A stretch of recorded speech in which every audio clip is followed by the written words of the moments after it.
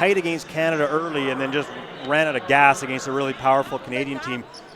What do you expect between these two teams as we get ready for tip-off here today? I think it's going to be a really good matchup and a really good game. The last time they saw each other, it was super close, 65-62 in favor of Cuba. The rosters, like we had talked about earlier, have changed. We don't really know for which way, but they have changed for sure. But I think there's still, there was a loss in there. Dominican lost to Cuba, and it's a good matchup, and I think that it's going to be a good game. Looking at some of the numbers from the game as you look at the starting lineups for both teams as they just wrap up warm-up. Dominican Republic, their leading scorer on Thursday night in that 108-58 loss to Puerto Rico was Maria Marta. She had 13 points. Also in double figures was Suhiri Monsak. She had 11. While for Cuba, in their loss to Canada, Anislady Galindo, 12 points, 5 rebounds, and Yamara Amargo with 12 points. They were out-rebounded 57-33 in that game against Canada, so that's something they're going to have to clean up this afternoon. For sure, and you talked about Yamara Amargo. The last time these two teams saw each other, she performed very well, 30 points, 8 rebounds, and I'm sure that is fresh in their memory. Yeah, teams and coaches don't tend to forget a whole lot in situations like that. They remember who might have had a good night against them. As you take a look, you just saw moments ago, head coach of Dominican Republic. There's the head coach for Cuba. That's Margarito Pedrosa Pelez. Of course, you saw the head coach for Dominican Republic, Juana Teresa Duran. As we mentioned, second day of this pre-qualifying tournament. Our second game of this doubleheader will feature unbeaten to this point Canada and Puerto Rico.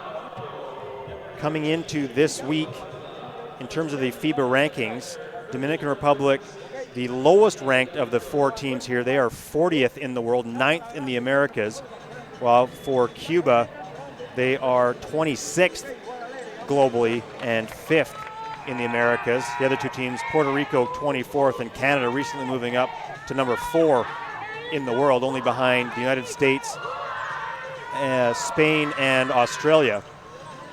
So Canada, the prohibitive favorites here this weekend, but for these two teams right now, it's still an opportunity for them to try to continue that march to Tokyo.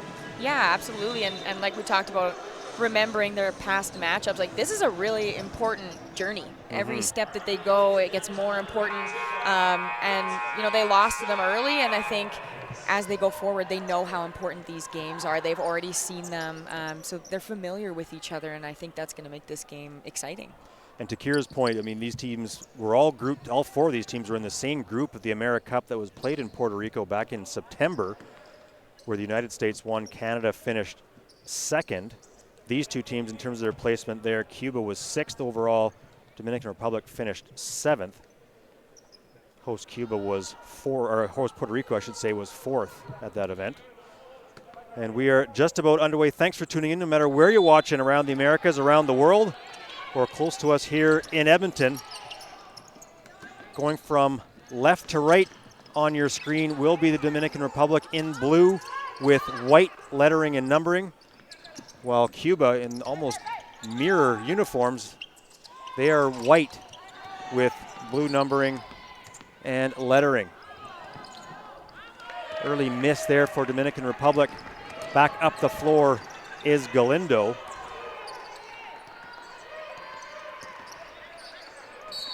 And that ball deflected out of bounds just to our broadcast left.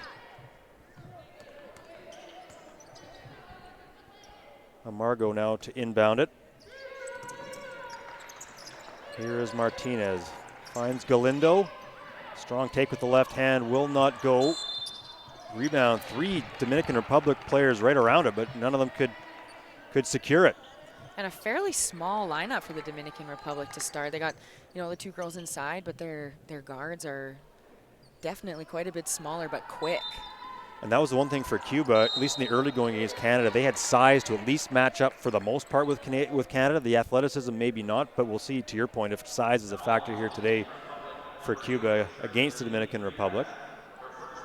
And not only just height, but like weight. Like they definitely are quite a bit bigger in most spots. foul going to free us. That's her first for Dominican Republic. But back the other way is Dominican.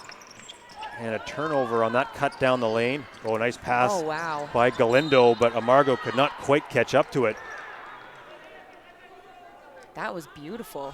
Left-handed. Left-hand bounce pass from mid-court. I was rooting for her. I really wanted her to catch that pass. That was really nice. Didn't quite click, but the two broadcasters are pretty impressed. So here is Ramirez. Nice crossover. Cuts through. Wow. Nice finish for Ramirez. Thought there might have been a bit of contact there, but no call. And she was giving up a lot of size like we talked about, but that didn't really matter. She had really crafty little moves and a beautiful finish. Galindo answered right back with a long two. We saw that a little bit on Thursday night. Some long twos, just not watching their feet, thinking they're beyond the arc. Nonetheless, we're knotted up at 2 apiece. Nice job defensively there by Cuba. That was number 20, Leanne Becker. And Galindo back up the floor. She's fouled on that take by Genesis Evangelista. Get a look at it there. The foul by Dominican Republic, number 7. And that will send Galindo to the free throw line.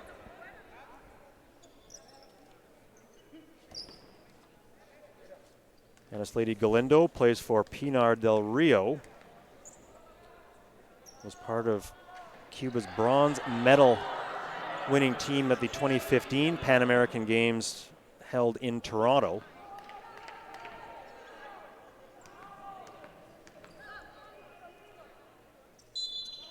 Missed the first, hits the second. The whistle was for an early entry, which we've seen. I've seen that called more in the past 2 days than I've seen in the past 8 years in Canada. I mean, you just never see that. Officials seem to let it go for the most part. I find too, like, well, when I played university, it wasn't really a thing. Right. It wasn't like everyone was just, they waited. Yeah, well, that's the other point. But you see that a lot in the NBA, and I think it's a lot more, maybe we're just too polite in Canada to do that. But, you know, there's lots of talking, lots of movement and stuff during free throws in more professional leagues. Foul goes to Becker. That's her first, Cuba's first here in the first quarter, and Reynoso will head to the free throw line. 3 points on Thursday night against Puerto Rico.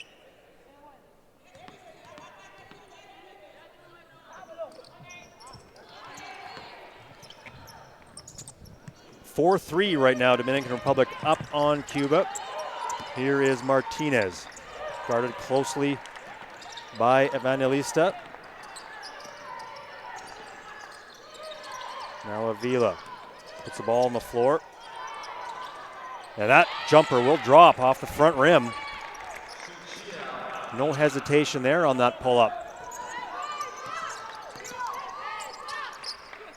Frias looks for a screen, doesn't get it. Dominican Republic swings it across. Screen comes. Ball stolen, but there's going to be a foul. That will go on number 15, Sushitel Avila. I feel like in the last 30 to 45 seconds, it's really picked up. The intensity seems to, maybe everybody's warm now. And yeah, it seems to be in both of these teams. I mean, Dominican Republic were down 12-0 before you could blink on Thursday night. Cuba held tight with Canada in the first quarter, so they were fairly hot early, just could not maintain it. Foul away from the basketball. That's going to go as well on Cuba.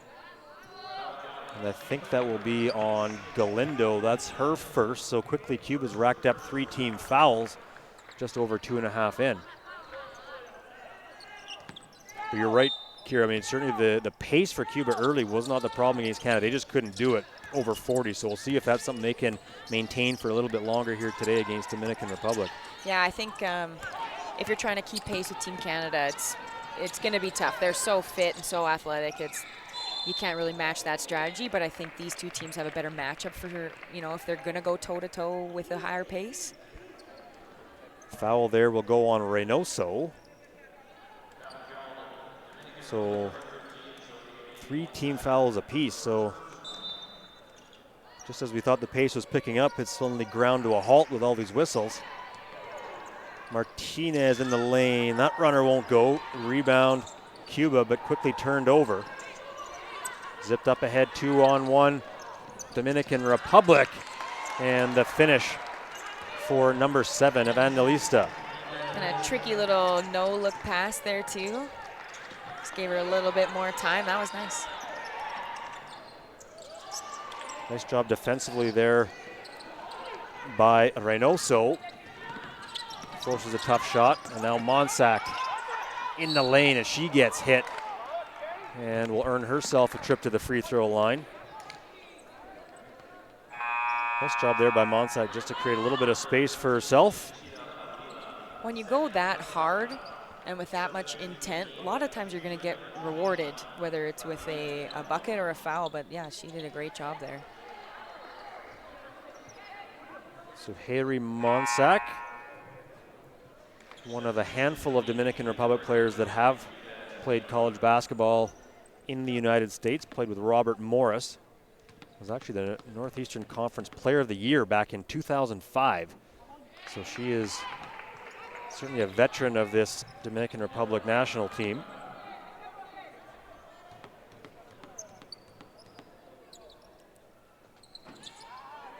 Second one drops home for her.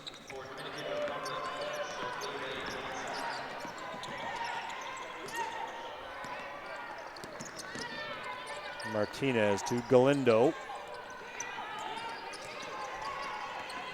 Calvo, late dish to Galindo underneath, and we got a tie up. Arrow will favor Cuba. 7 seconds on the shot clock.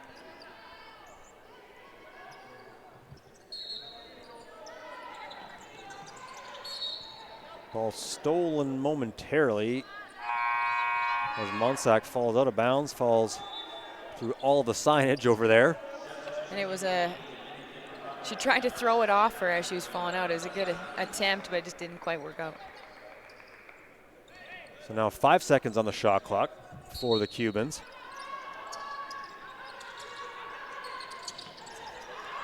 And in that case, Becker just rolled to the basket a little bit late. Ball missed her, and on the break the other way, nice finish for Reynoso.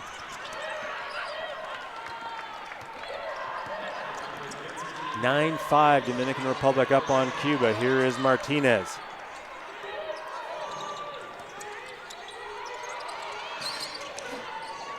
As Dominican Republic extends their defense to the perimeter, Neira collects her own rebound, kicks it out. 3 dropped down by Galindo to put Cuba within 1. Felt a little bit frazzled, but they ended up doing what they, what they needed to do, finding the open person off that double and kicking it out for a nice 3. It wasn't the most smooth execution I've ever seen, but it worked. It's the old, they don't ask how, just how many. And here's Galindo with the defensive board. She'll bring the ball up herself. She's going to go coast to coast and has the ball nearly stripped, but earns herself a trip to the line. That foul will go on De Los Angeles as Galindo carries over her strong play from Thursday night. And she will head back to the free throw line.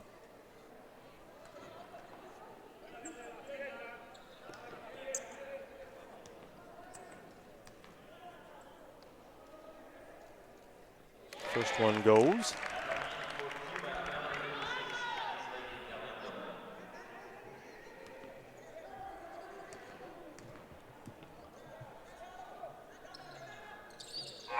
Second one goes as well.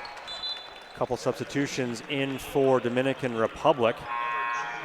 Yamila Rodriguez and Maria Marta into the game, and Cuba will make one change as well. Martinez will come out, and number 55, Dyrus Tornell. She as well had a good game against Canada on Thursday. Into the game for the first time.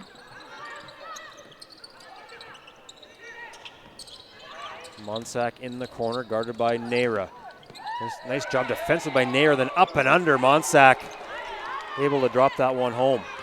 You can tell that she's a veteran. She's just so good with her body and getting into her defender, and just watching her, you can tell she's just very smart. Tornell Now kicks it off, gets it back. And a battle inside. That was Galindo and De Los Angeles. Both of them battling hard. And it's going to be a foul on De Los Angeles. She was very vocal on Thursday night on a couple calls she did not like, and vocal again on this one here. She was vocal on her last foul as well. She thought it should have been a jump ball. But to the officials' credit, both Thursday and tonight, they just won't have any of it. Just hold her off and ignore her. And she's still, now the thumbs up from De Los Angeles right in front of us to the official after she's been eyeing him up a little bit. Yeah, she's not happy, and she's not afraid to let him know. No, apparently not. The game's within the game. And Galindo, who spent a good part of this quarter at the free throw line, missed the second. Ball kept alive by Monsac. Up ahead, here's Marta. Nearly lost the handle. Ball ends up out of bounds. And neither Kieran nor I have long enough arms to grab that ball rolling behind us.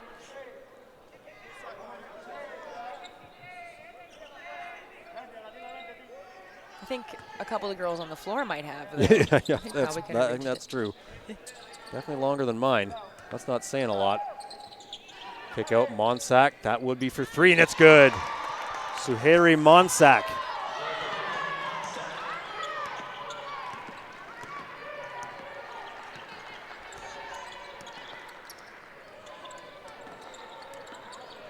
Margot. Bounce pass into Calvo. Tried to kick it to the corner. Nice job by Dominican Republic initially. Put back by Neira, won't go. Rebound, Dominican Republic. And we're going to get another tie-up. And this arrow favors the Dominican Republic. You got to look at it here. Rodriguez and Calvo battling forward underneath the Dominican rim. It's pretty early, and it's quite emotional already. Well, it makes it exciting. Well, yeah, like you said off the top, I mean, this game matters for these two teams. Certainly, you cannot afford to lose two if you're going to try to finish in the top two at this pre-qualifying tournament. For those of you just tuning in, that is how this one works. So you need to finish in the top two here to move on to the Olympic qualifying tournament, which will take place in February. And those locations were just announced actually it's just yesterday morning, actually, quite early. And we'll confirm where all of them are. I hadn't even seen that yet, that they were released. That's exciting. Yeah, they had announced them, if I'm remembering correctly, and we'll double check this. One for the women in China, one in Serbia, one in France, and one in Belgium.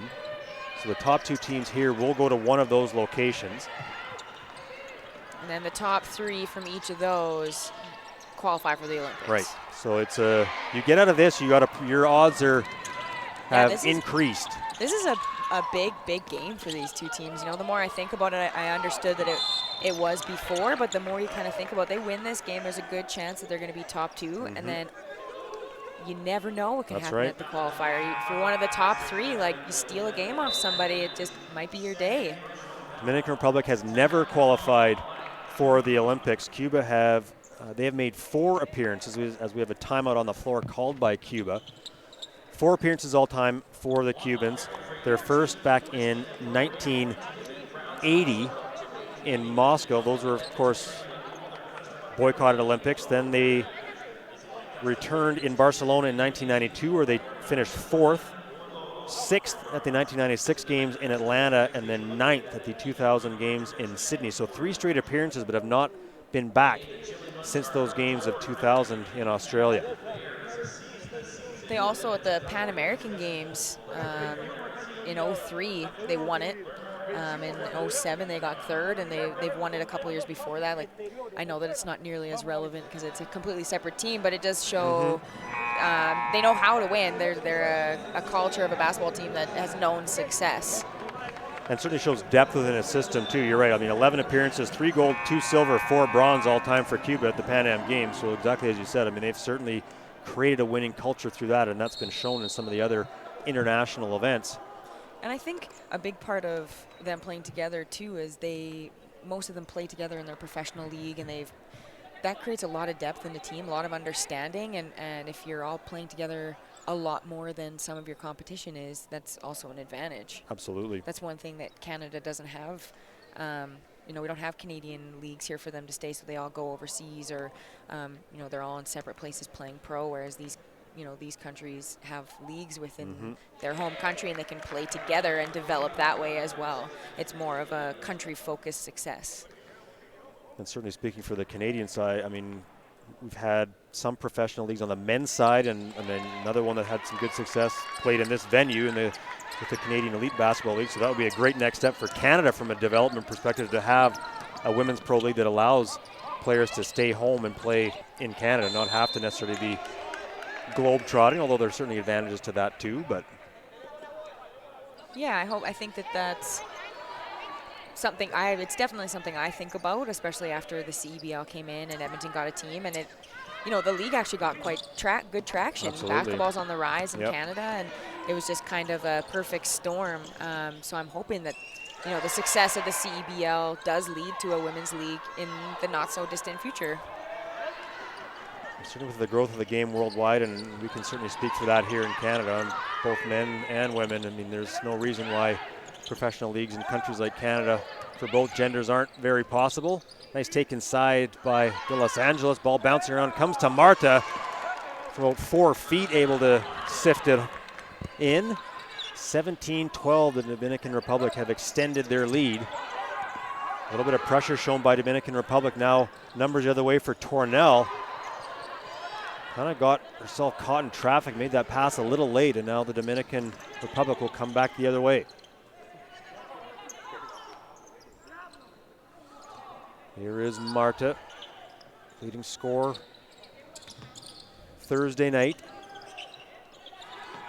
Gets it back. Puts it on the floor. Strong take, won't go, and Marta, however, will earn herself a trip to the stripe. Smart play to try and get to the rim after there was so much chaos there for a little bit. Just slow it down, take control of the game, you know, take advantage of the situation and get to the rim. Like, chaos often breeds chaos. If you find a lane and you're able to get there, odds are you're probably going to get fouled. Marta, who plays for Club Deportivo Yayeo. First free throw won't go.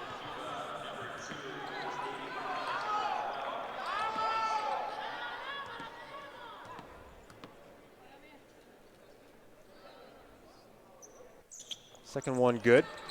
Vargas into the game for the first time for Cuba, as is number 83, Lisandra Vargas. So two Vargases, Naomi and Lisandra. This is Naomi's jumper off the side rim. Lisandra gets it, kicks it back. Naomi's kicks it out. Here's a Margot. Jumper short. Scramble again. Seen a lot of this here today, a lot of loose balls, a lot of tie-ups. And arrow will favor the Dominican Republic. It's almost bordering on the line of, like, there's that intensity in wanting to win those 50-50 balls, and then it's a little bit chaotic, and it's right on that line right now.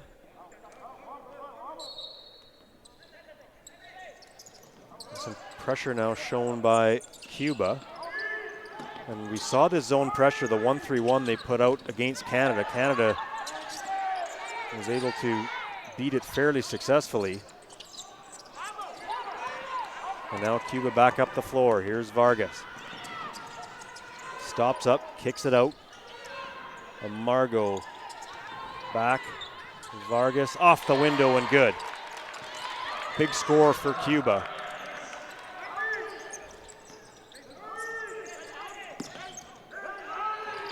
Dominican Republic break that press, but Reynoso, so that one will go off of Cuba out of bounds. So nice job on the press break by Dominican Republic. Nice bounce pass there too that got knocked out. Under a minute to go here in the opening quarter of our first game here today. Nearly stolen by Vargas. Runner for Ramirez, won't go. Rebound, that one good for Chasey Hernandez.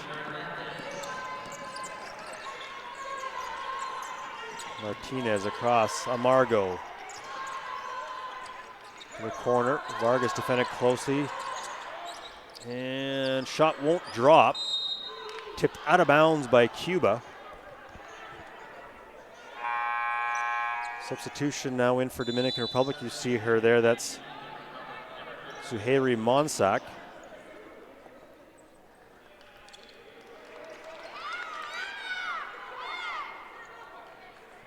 As the Dominicans get themselves organized for this inbound.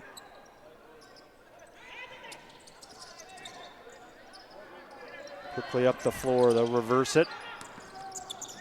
Into the middle. Again, nicely done on the press break. Frias will hand it off to Ramirez. 8 on the shot clock. Give and go, Ramirez, shot won't go. Now Vargas. Shot clock is off. Martinez throws it away. To what you said earlier, where that pace gets a little frenetic. In that case there for Cuba, it got a bit frenetic where they had lots of time. They didn't need to rush the ball up the floor as they took possession with about 15 seconds on the game clock. Yeah, it would have almost been kind of perfect timing. Come across half, 10 seconds, you could still run a screen or some sort of play to get a good last shot. You didn't need to race it up the floor like that. You didn't have numbers.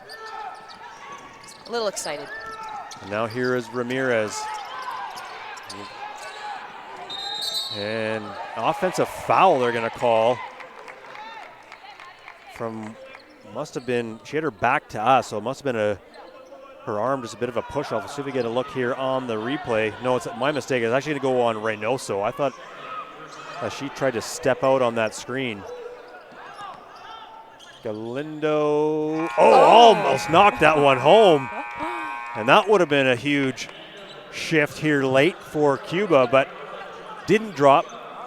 6-point Dominican Republic lead after 10 minutes. So for Dominican Republic, compared to how they started against Puerto Rico, they got to be ecstatic about what they're seeing right now. Yeah, I think it was probably a good wake-up call. These teams aren't going to show up to these tournaments and have 2 slow starts. It's just, you don't get this far in the process if you do, because if you have 2 slow starts, your tournament's pretty much over. Depending on where you are on the road to Tokyo, but yeah, they're too good, they're too competitive, and I also think this matchup favors them a lot more than it did their last one, and I think they knew that as well. Saw quickly the numbers there. We'll get the official stats here momentarily, but for Cuba, only 3 for 15 from inside the arc. They're 1 for 2 from long range, but they're going to have to pick up those numbers shooting if they are going to have a chance to get back into this one. Yeah, for sure. It doesn't seem like all their shots, the reason they're missing, I think, is because they're so, I don't know if it's nervous or what, but they're fading. They're not really balanced, taking good shots. And I know there's a lot of contact when they're driving and trying to get these shots off, because the defense is a little bit excited as well. But the shots aren't really that quality of shots. I don't think that that's going to be something that continues through the rest of the game, because you get those first quarter jitters out or whatever it is, and that stuff usually cleans itself up. And they're only down 6, and I don't think shooting very well. They don't look confident in their shots either. So I think that's going to change probably pretty quickly. Cuba was certainly able to get the ball to the rim, but exactly to your point, I mean, contested shots and maybe some forces, and just, like you said, not as confident taking it up to the rim as they might need as we head into the second quarter. I think also just the contact under the rim, like going into it, it seems like they're the victim of getting hit all the time, whereas if you're going to put up a good shot, especially, within the key or just a little bit outside, like you have to go into the contact and create a shot for yourself. Like hopefully get an and one in the process, but right now it's like, they're just getting pushed around a little bit and they need to initiate that a bit more. Exactly. Worst case scenario, at least earn yourself a trip to the free throw line, if nothing else. Well, and if you get a couple offensive fouls because of that stuff, it usually gives you a bit more space anyways. Yep. Like, you take 1 or 2 of those if it's going to improve the rest of your game.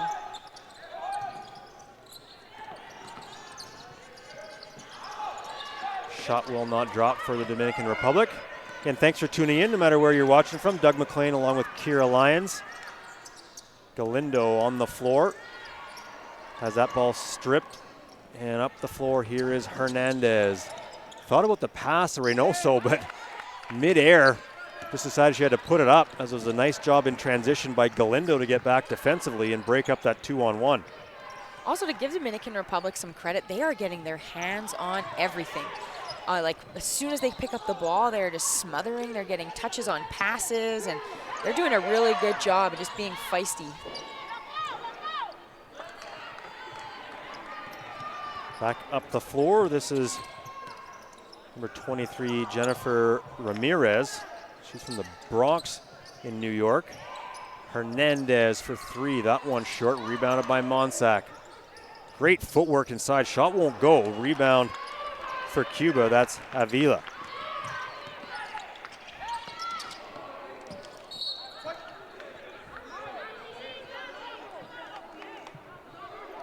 And every time Cuba tries to headman the ball to get any sort of transition, Dominican Republic's there. They just getting touches, so many touches. Paul just trying to get the live and updated stats for it. Just having a bit of a problem getting connected to those, so we'll try to update the numbers as soon as we can. Vila in the lane, that one will roll in. Big bucket for Cuba, first points of this quarter.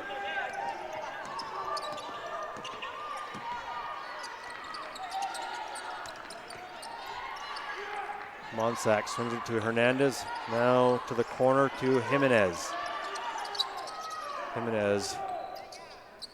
Sorry, that is Reynoso with a nice take baseline. Builds the lead back up to 6. I don't think many people are going to be able to stop that when she extends as long as she did.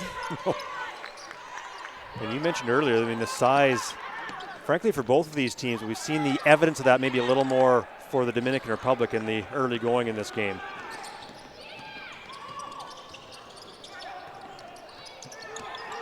Dominican chased down that loose ball. Monsac faked the pass and maybe tried to force one there a little bit to Frias. Those little 2-foot passes are often the toughest to make. One, the defender didn't bite on her fake pass, either stepped right in the lane, and then she kind of just had to throw something up, didn't have many options. We do have the numbers now. So Anis Lady Galindo, 10 points right now. She leads Cuba. Zuhairi Monsac, she's got 7. Again, Cuba shooting 22% inside the arc, 41% for Dominican Republic. From 3-point range, Cuba 50%, Dominicans 33. Rebounds fairly even, 16-12 in favor of Cuba. Turnovers, 7 committed by Cuba, 5 by Dominican Republic. So from that perspective, a relatively evenly played game here so far. Ball out of bounds, that will be off of Cuba. 16 on the shot clock.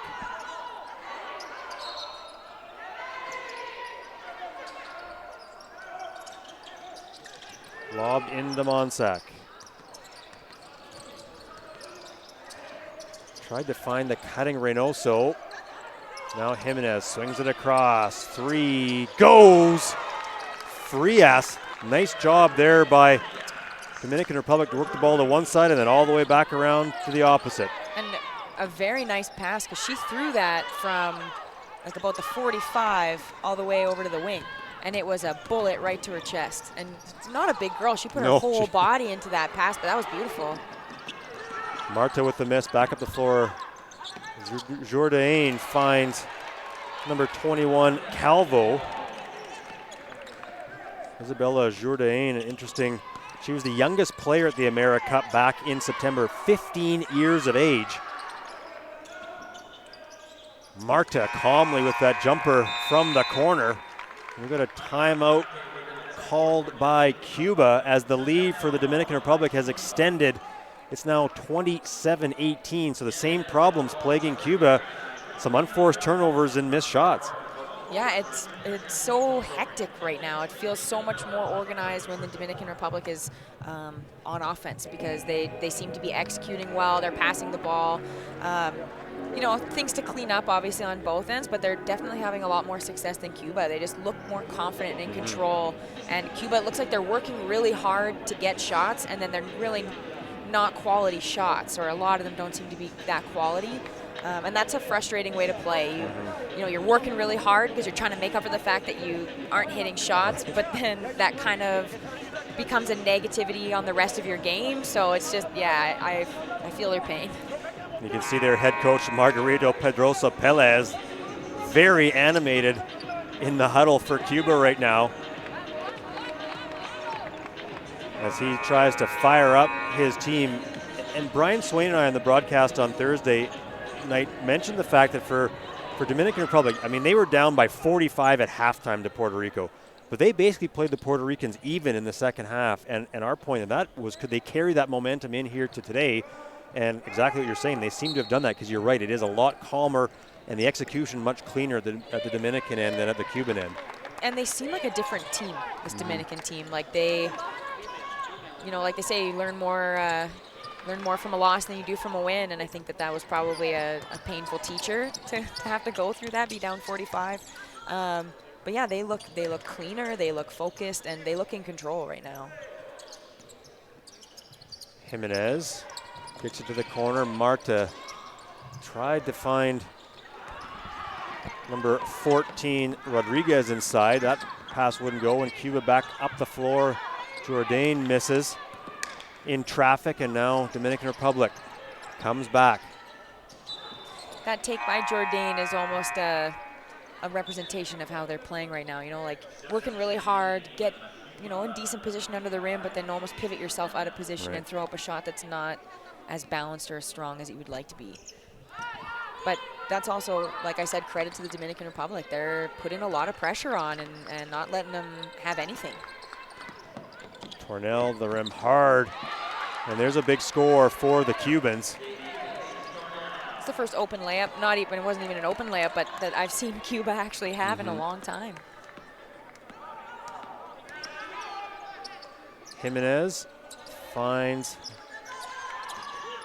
Evangelista. And that one turned over by Yamila Rodriguez, and Tornell quickly back up the floor. That layup will not go for her. And Dominican Republic, as the pace starts to pick up here a little bit, Marta into traffic, takes the contact, shot won't go, and then the ball off of Tornell and out of bounds. The Dominicans will retain possession. That's the second time that Calvo on Cuba didn't bite on the fake and stepped into the lane. She just very good at reading what they're going to do, or maybe the fake wasn't as good as it looked from this angle. But yeah, that's the second time she's done that. Good defender. Well, you and I have a pretty good angle of exactly that play, and there looked like there was a hole for Marta to go through, and exactly as you said, Calvo just stepped in and did not allow that lane to materialize. Another timeout on the floor. Thanks again for tuning in. And for those of you who may not know of where you're watching this game, Edmonton, Alberta, Canada. Edmonton, the capital of the province of Alberta in Western Canada. City of about 1.5 million people, and one that has certainly seen historically a lot of success with women's basketball. Arguably the most successful women's basketball team ever, the Edmonton Grads, between 1915 and 1940, winning over 500 games and losing under 20.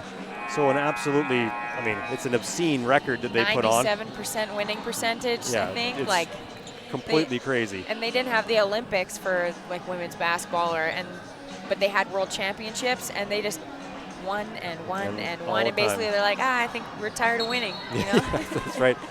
No, and to your point, I mean, yeah, women's basketball not an official Olympic sport until 1976 at the Games in Montreal, but there were tournaments around the Olympics in 1928 in Amsterdam, 1932 in Los Angeles, and then 1936 in Berlin. And Berlin was where the men's basketball tournament made its first appearance. So the Grads did compete unofficially at the Olympics, but exactly as you said, just world championships and tournaments, they just dominated all over the planet. And you can feel their influence on women's basketball in Edmonton. Like, I grew up just outside of Edmonton, and so I was, a part of that culture, and it always seemed like women's basketball in light of women's sports around Edmonton, it was always a bigger deal than, say, women's hockey or women's fastball or soccer. And I think it comes from, the Grads' influence and what they did for women's sport at that time. Yeah, absolutely. And if you read up on, anyone who's read up on the Grads, they used to play to packed arenas very much similar to the size of this one back in the 1920s and 30s. They were a very big deal. Yes. Which I can't. At the beginning. There's a big three for Cuba. As they try to inch a little bit closer The score is actually, I believe, incorrect, as they'll get that fixed. They credited that 3 to Dominican Republic. Yeah, I'm not convinced that playing in bloomers would have exactly been the most effective way to play the sport, but what do I know? So I'd rather do the bloomers than the dresses from a league of their own. Oh, that's playing true. ball. Yeah. Oh. Yeah, no, that's a good point. No, thank you. Bloomers sounds That much would be better. much better. Okay. And Sorry, it is funny how like women's basketball style has changed so much too. Like even looking at our Canadian team now, just the shortness of the shorts and it looks way better. I went through the terrible baggy stage, and I look back and I'm like, oh, that's just the ugliest time in women's basketball fashion. It looks so good now. It shows off how fit and athletic they are. It's impressive. Another good strong take there. Galindo continues to lead Cuba. Well, I'm old enough that I come from the era when I first started playing the game. The shorts were already short, then they got longer. We thought that was really cool. They were really baggy, but now you're right. It's going back the other way. Even here at the University of Alberta, both teams with new sets of uniforms this year, and we were commenting, yeah, the shorts, they're definitely shorter than they've been the last decade and a half. So one trend I thought would never come back from when I was a kid is apparently on its way back. Well, I had girls on my team wearing shorts are past their knees. It was yeah. absurd. But at the time, it doesn't seem absurd. And you That's look right. at these now, and it looks so much cleaner and professional. And but I'm sure that'll change in a couple years. Evangelista earns herself a trip to the free throw line. Nice run here by the Cubans, get themselves back to within 2. So just when it looked like the Dominican Republic was going to pull away, Cuba has found an answer a little bit here in the second quarter. Genesis Evangelista plays at Mauricio Baez. She's familiar with this city, was here in Edmonton back in 2015, playing with the Dominican Republic at the FIBA Americas when that was the Olympic qualifying, or one way I should say, into the Olympics that were played in Rio. Canada won that tournament, earning themselves an automatic berth to Rio. Now some pressure shown by Dominican Republic. Cuba, here's Calvo. That was a relatively uncontested layup missed by the Cubans. Yeah, her post was giving her a lane, and she just hesitated a little bit too long, and it closed off. She probably still should have finished it, but wasn't as open as it was initially. Calvo takes a seat for Cuba into the game. Enriqueta Neira, following that traveling violation against Dominican Republic.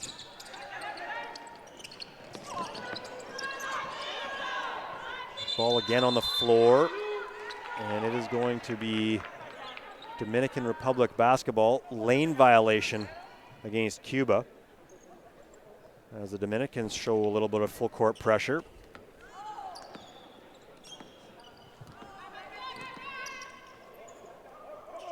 We near the 2.5-minute mark of this second quarter. Cuba has fought back, and a double dribble against Frias. I thought she was going to get away with it there for a second. And a bit of a hesitation on the whistle, but they did catch it. Yeah, it looked kind of funny because her defender pinned it kind of against her, but she still was in control. So Cuba avoids the trap. A Margot runner in and out, much like we've seen. I bet you we've seen a dozen of those from Cuba here in the first half. And Dominican Republic will settle it down.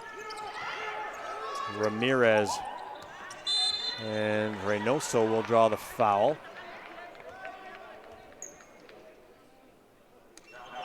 She's upset about that one, but I think she just saved them getting a hoop anyways, because as soon as she got by her, it opened up.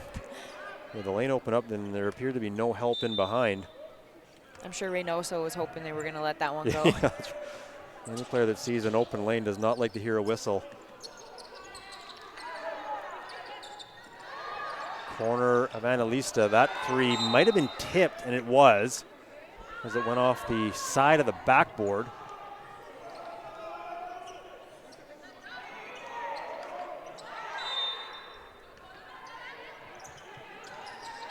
Seven on the shot clock.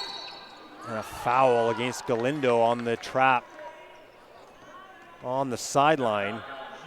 So Dominican Republic look to be in some trouble, but they get out of it. Fourth team foul on Cuba. Second personal on Galindo. Neither team in the penalties so far, though Dominicans will be at the line for every Cuban foul here on in. Caceres to Ramirez. Gets a screen. Corner jumper in and out. Rebound momentarily for Caceres. And then Tornell got the ball but stepped on the baseline, so Dominican Republic gets the ball back again. I don't know about you, but it seems like the ball is just so bouncy. It's just bouncing out of everyone's hands, out of the rim. Yeah, I totally agree. It's been just, maybe it's just the nature of the game today, but you're right. Everything just seems to be hopping all over the place, and both teams, either rimming out or even in traffic, the ball seems to be a little bit slippery here today. And Ramirez will head to the free throw line.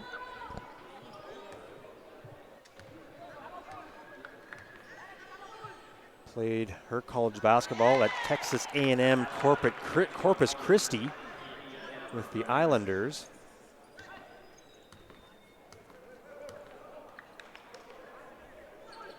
Second one short, and good hustle by Ramirez. Tipped it out of bounds as Cuba got caught napping a little bit there, but lucky for them, they will retain possession.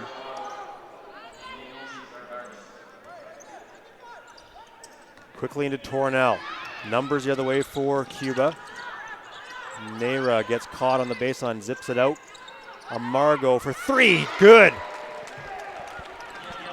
Cuba now trailing by one. Evangelista.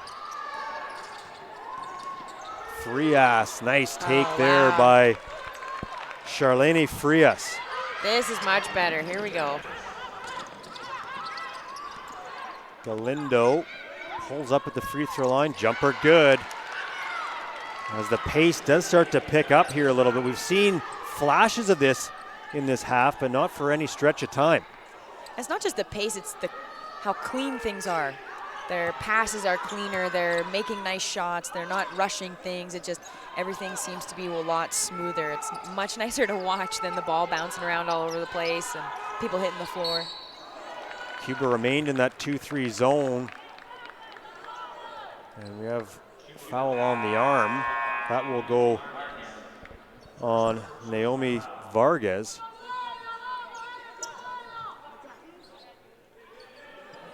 And Evangelista returns to the line. First one drops.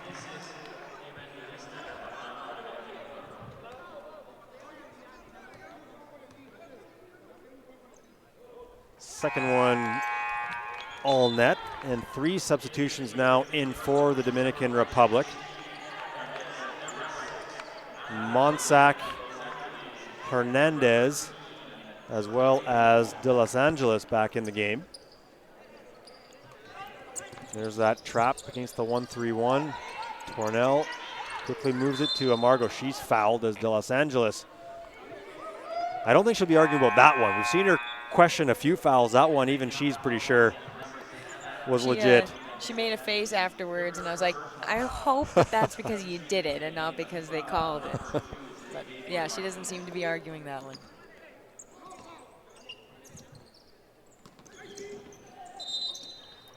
And that's going to be a football off of Ramirez.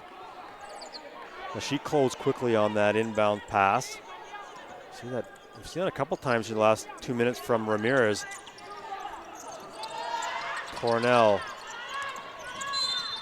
She is fouled by Caceres. Again, Dominican Republic, that's only their third team foul, first on Caceres. So they've got another foul to give if they want. And Caceres will take a seat. Marta back in the game for head coach Duran.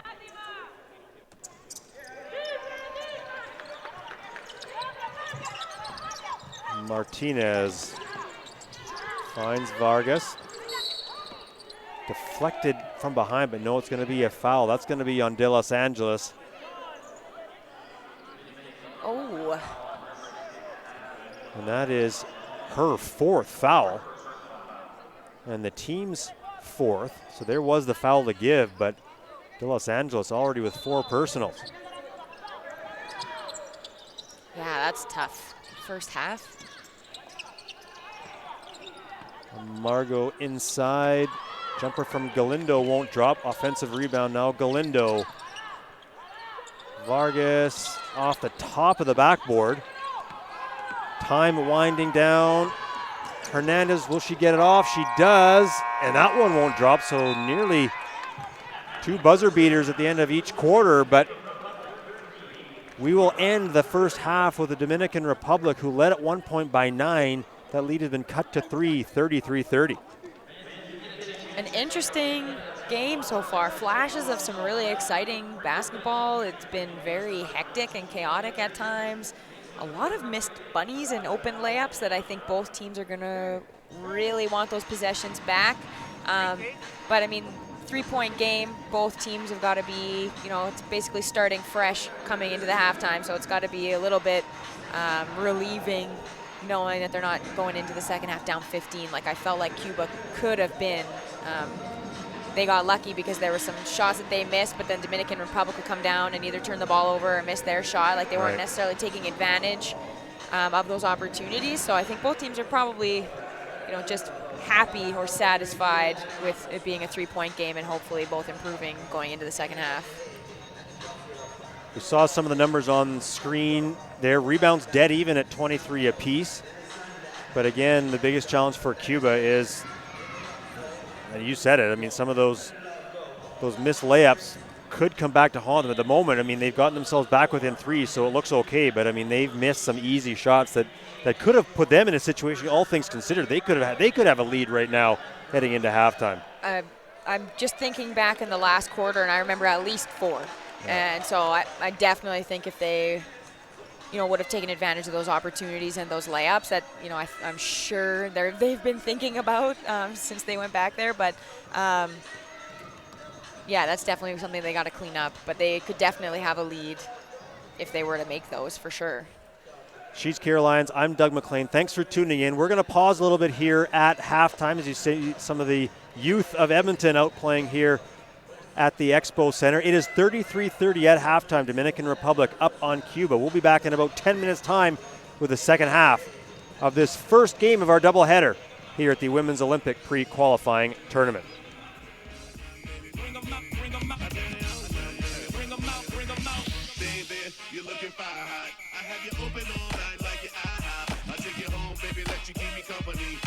Some of you, I give you some of me. You look good, baby, must taste heavenly. I'm pretty sure that you got your own recipe. So pick it up, yeah, I like you.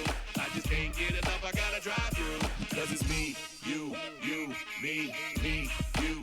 All night, have it your way for play. Before I feed your appetite, let me get my ticket, baby, let me get in line. I can tell the way you like it, baby, super size. Hold on, you got yours, let me get mine. I ain't leaving till they turn up with the clothes on. Check it. Take my order, cause your body like a carry out. Let me walk into your body till you hear me out. Turn me on, my baby, don't you hear me out. Turn me on, my baby, don't you hear me out. Take my order, cause your body like a carry out. And let me walk into your body till it's lights out. Turn me on, my baby, don't you hear me out. Turn me on, my baby, don't you hear me out. Number 1, I take 2 number 3s. That's a whole lot of you and a side of me. Now is it full of myself to want you full of me? And if it's room for dessert, then I want a piece. Baby, get my order right, no errors. I'ma touch you in all the right areas. I can feed you, you can feed me. Girl, deliver that to me, come see me. Cause it's me, you, me, you. All night, have it your way, for play. Before I feed your appetite.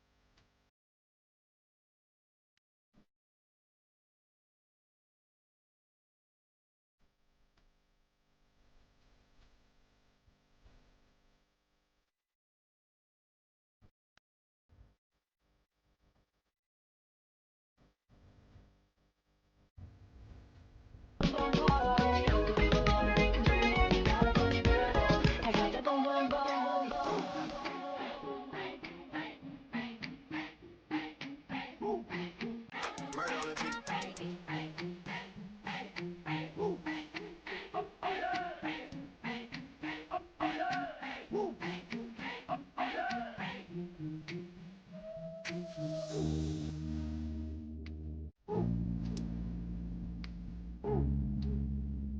Fans, welcome back to the court, Team Cuba.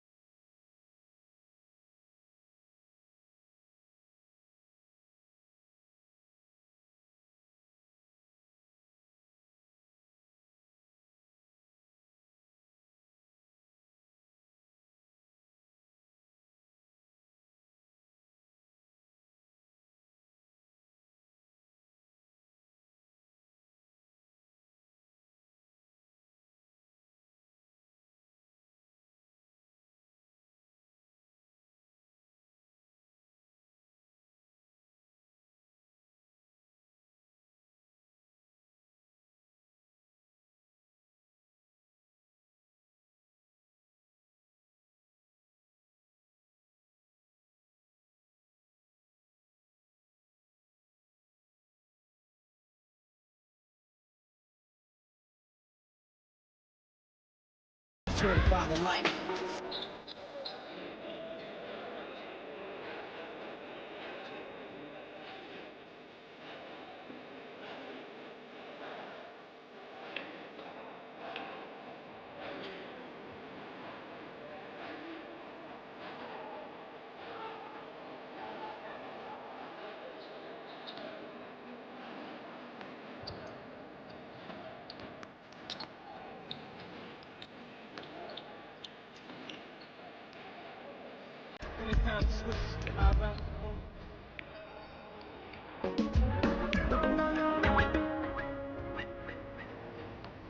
Edmonton knows how to do winter right with outdoor patios, citywide snowball fights, deep freezer races, and a spectacular view of the Northern Lights. Winter in Edmonton may be cold, but it's never boring. Learn more at exploreedmonton.com.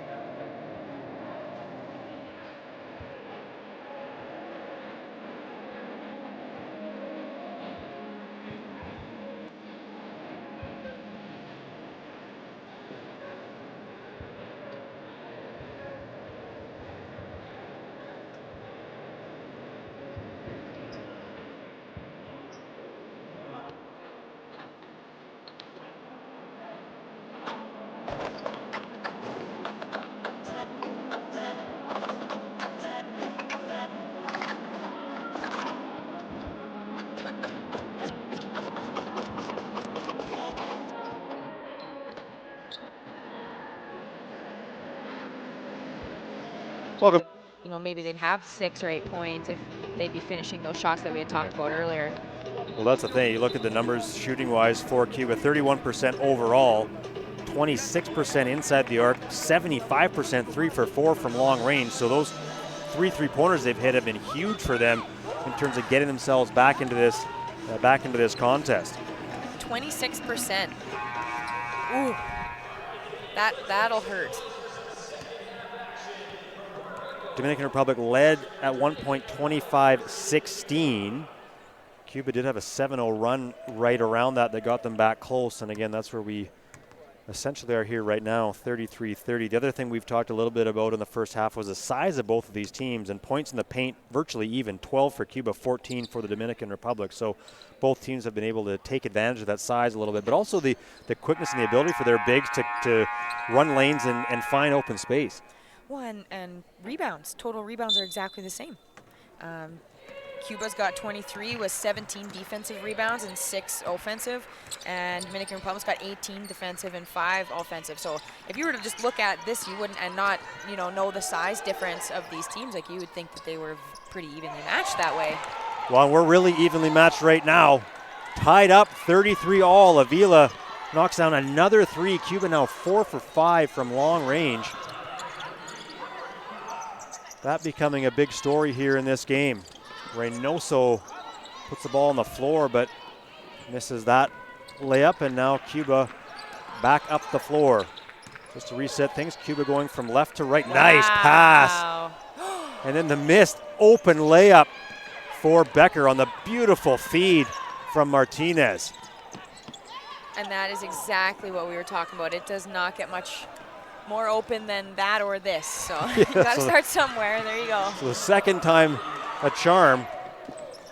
Avila with that deuce, and Cuba with the first lead in a while. Evangelista tried to zip that pass into Monsac, and now Cuba, and again they run the floor. Galindo with a left-hand layup. So again, just to reset things left to right in the white uniforms, that is Cuba. Right to left on your screen in the blue uniform, it is the Dominican Republic, who now trail by 4. At one point led 25-16. Monsac with a nice answer back for the Dominican Republic. It's been a bit of a battle of the veterans, it seems. Got Galindo and Monsac kind of equalizing each other in some aspects, but it's trying to organize the chaos that has been this game. And another triple dropped home by Cuba. That one from Amargo. 5 for 6 now are the Cubans. Having a tougher time, to be honest, literally a tougher time with layups right now than they are with 3-pointers. Yeah. And I'm not saying that facetiously. That's legitimate right now. By quite a bit. Ball's about out of bounds. It will be Cuba basketball. And Ana Miguelina de Los Angeles will check back in. She does have 4 fouls. Out of the game was Evangelista. As well checking in is Marlon Caceres. She will replace Suheri Monsak. And Monsak heads over to get a little bit of treatment on her left leg. One player that we should mention, Julati Zapata for Dominican Republic. She was injured in the game Thursday night. Looked like she hyperextended her left leg, maybe that left knee, and she has not dressed here today for Dominican Republic. And there's a missed 3 by Galindo, but the rebound by Becker, and with arms all over her, earns herself a trip to the line. She missed that really easy one early, so it's nice to see some fire and you know, trying to make up for it a little bit, because that was just hard work. And there you see Liani Becker and her head coach briefly there, Margarito Pedroso Pelez. And Becker good on the first free throw. 22 years old, plays for Capitalinos del Habana, the Cuban champions in 2019 as they defeated Guantanamo 3-2 in the league final. 3 games to 2, I should say, in the league final. I'm very interested that De Los Angeles is back in. A little surprised too. I mean, with those 4 fouls, the fourth. I'm not getting along with the refs really well, either. That too. I don't know if that's just a, you know, a common thing, but they're not usually that willing to give you anything if you're. Oh wow, what a pass! Ramirez finds Reynoso as Dominican Republic tries to push back.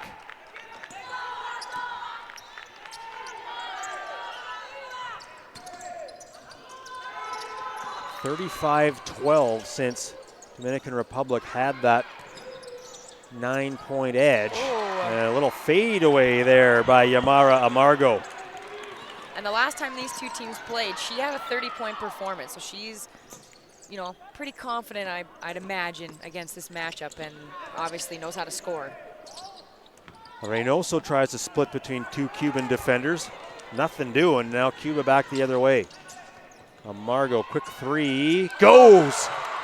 Nothing but net, and Amargo just calmly in front of our broadcast location walks just like, you know, out for a little Sunday afternoon shoot around. Well, and I love that she called for that. She looked across and gave a little, you know, wag of the finger and just confident. As soon as she got it, she knew she was putting it up. Beautiful. Some pressure on that one, too. Yeah, that was closed out well by Dominican Republic. Oh. Shot block, and now Galindo in alone. Layup good. And Ramirez ended up on the deck. She looks to be okay, but now Cuba with an 11-point lead, and the Dominican Republic needs to find a way to stem the tide.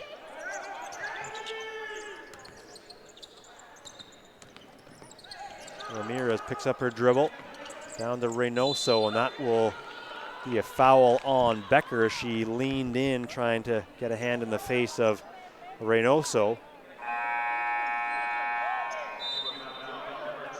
At first, I wasn't sure about that one, and then watching it on the replay.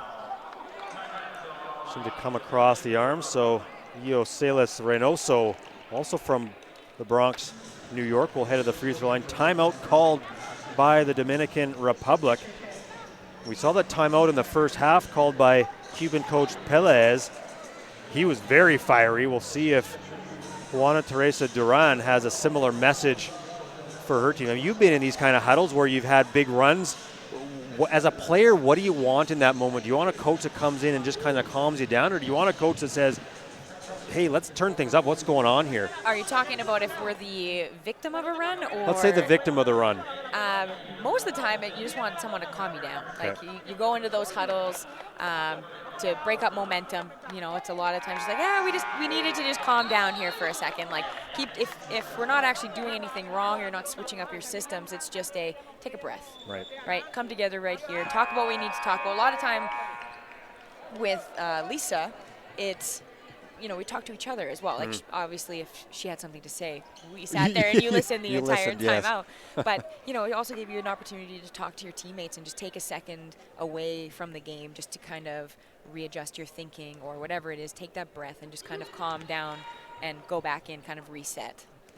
We'll see if that formula works for the Dominican Republic. Here is Reynoso. Played her college basketball at Central Connecticut in the Northeastern Conference with the Blue Devils.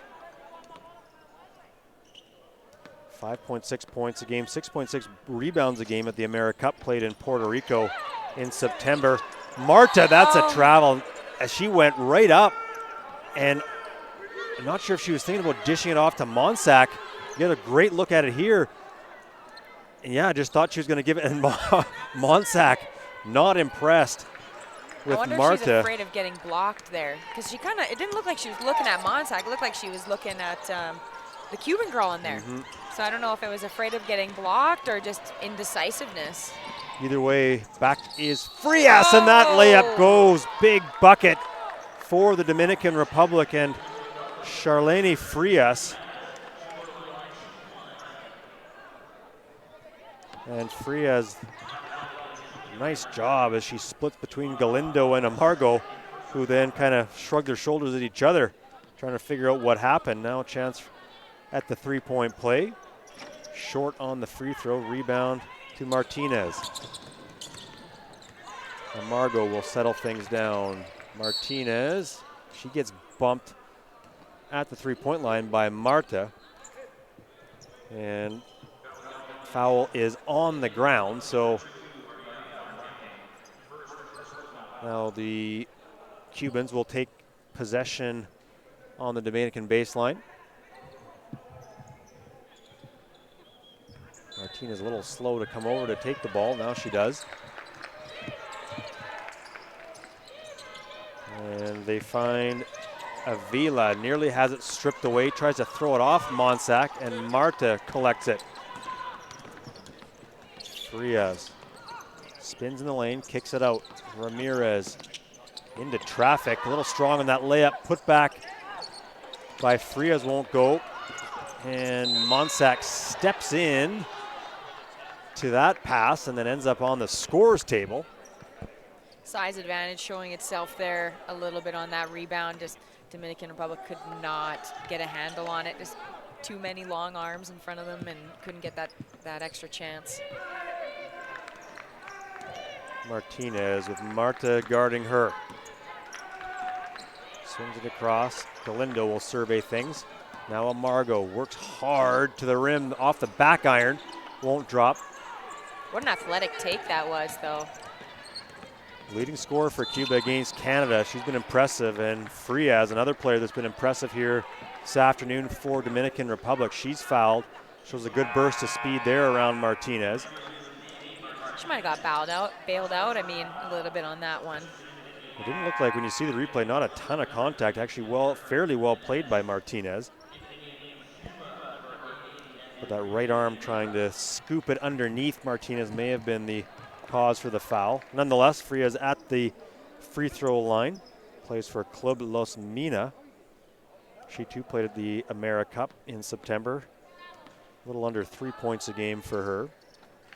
And that one will roll around and finally decide to drop for Frias.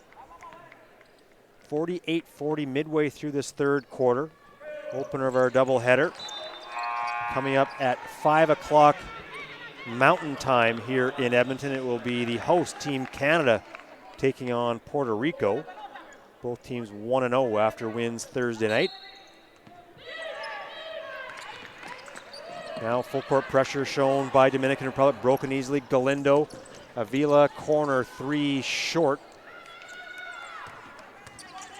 You almost get a sense that the Dominicans aren't afraid to pick up the pace. They may feel they have a bit of an advantage in terms of pace against Cuba. Hernandez lost it, gets it back. Monsac guarded closely by Avila. Tried to kick it into the corner, stolen by Martinez, and Monsac ends up running right through Martinez and picks up the foul. There's that turnover, and Monsac just tried to step in and just a little too assertive. It was a smart play by Martinez because Monsac really didn't run into her. Just Martinez knew she was there, put her body in front, kind of just stepped into her as she, you know, just knew sort she of wasn't in absorbed it. control. Yeah, that was smart.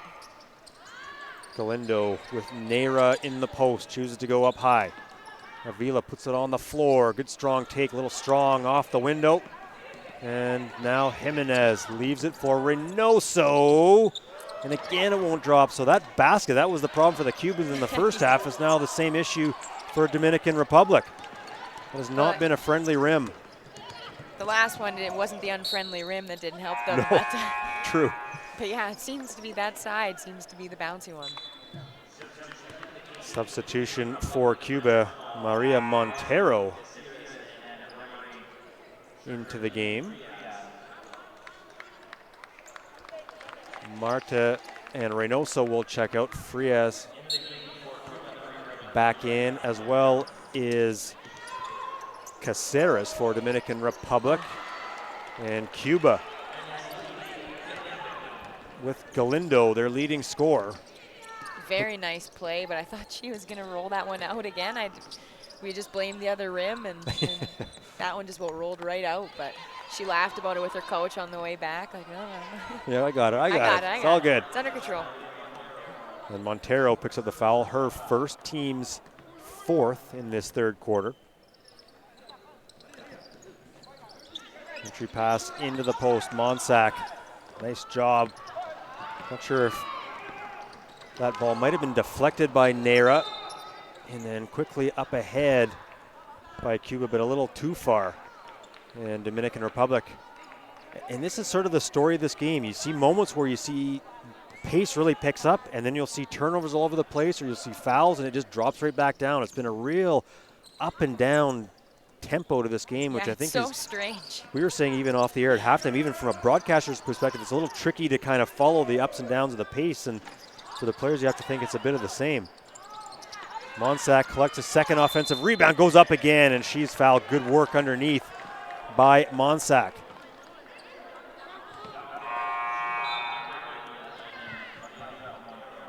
And that'll be two quick fouls on Montero.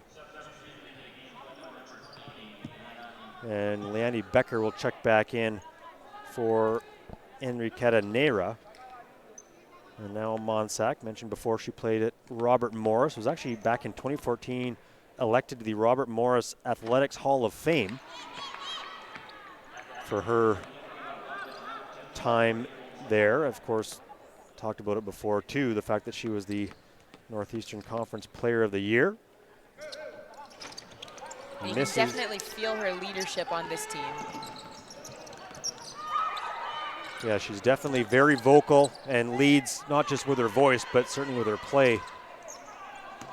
And the Dominican Republic trying to get back into this game. They led by as much as 9, now they trail by 9. Here's a Margot. Kicks it to the corner, that three a little bit strong, so Cuba cooling off from long range here over the latter part of this third quarter. Frias, nice hesitation and able to drop that one home with the right hand. Now up the floor and a foul from behind as Montero tried to find Becker. The Dominican is doing a ton of trapping, you know, especially like up near the half line, but it's just causing so much disruption, it feels like. And Cuba's obviously adjusting to it and have adjusted, you know, through the course of the game. But I feel like that's a part of the chaotic turnover craziness that we've kind of been watching here for the last little bit. Is this the intensity of the Dominican Republic's defense and how much they double, and they're just, you know, throwing their hands at everything. And like I said, they were getting so many touches early, and I think that's just a style that this game has kind of evolved into. It's just hectic and emotional. And a foul called on Caceres, and so they are now in the penalty, sending Becker to the free throw line. 22-year-old misses the first, misses the second.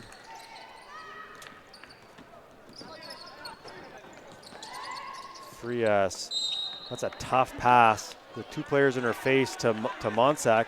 The Monsac gets bailed out a little bit from behind on that foul from Becker.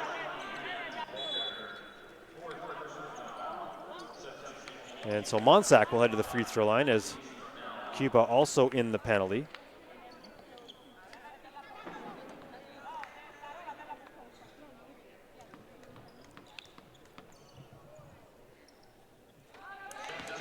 Hits the first.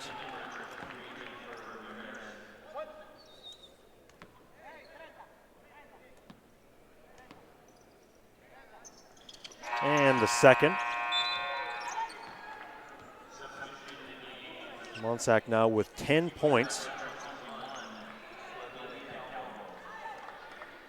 Sorry, 11 points now, and has played almost 20 minutes so far in this contest. Tornell checks back in for Cuba. She's been effective for the Cubans, but has not seen a lot of time today. Avila working on Monsac, gives it up to Galindo. Screen from Amargo. Nice little drop into the lane on the slip. That was number 21, Claudia Calvo. So well executed there by Cuba, who dropped back into their 2-3 zone. A big 2-3 zone, big lineup out right now for Cuba. Frias corner three, no good, but she is fouled on the closeout by Calvo.